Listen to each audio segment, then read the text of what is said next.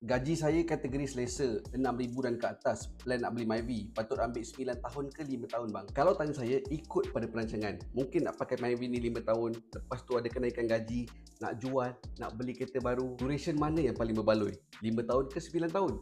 Jom kita breakdown. Kalau gunakan financing daripada Maybank, ada program namanya My Impact Drive Financing I. Value kereta yang kita beli tu lebih terjamin dan senang kita nak upgrade bila tiba masanya. Saya buat contoh yang paling simple. Kereta Myvi harga RM60,000. Financing 9 tahun, sebulan RM706. Kalau financing untuk 5 tahun pula, sebulan kena spend RM1,150. Installment memang tinggi tapi duration agak pendek. Kebanyakan orang yang beli Myvi ni memang ambil financing 9 tahun sebab bulanan lebih rendah dan kereta Myvi ni tahan lasak. Cuma dia punya susut nilai pun agak laju juga jatuh. Kalau gunakan My Impact Drive Financing I, kita boleh dapat jaminan nilai baki dengan plan yang lebih fleksibel. Kalau daripada awal memang dah plan nak upgrade kereta lepas 5 tahun, jangan guna financing biasa. Apply Maybank Islamic My Impact Drive Financing I.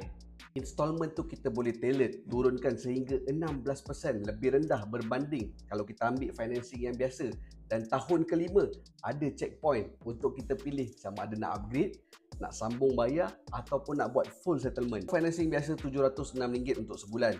Myvi, My Impact Drive Financing I pula kiraan dia lebih kurang RM593 untuk sebulan. Beza almost RM113 juga sebulan tu. Dalam masa 60 bulan, 5 tahun boleh jimat RM6,780. Value lepas 5 tahun lebih secure dan lebih senang kalau kita nak kira untuk trade in kereta yang lain. Mana tahu nak upgrade, beli Ativa ke, beli Arus ke. Semua program daripada Maybank ni untuk orang yang memang nak upgrade kereta bila dah mampu. Untuk korang yang nak beli kereta dan nak apply financing ada Maybank ni, jemput ke page Maybank daripada 1 November sehingga 31 Disember. Yang join campaign ni ada peluang untuk menang emas digital daripada Miga Eye.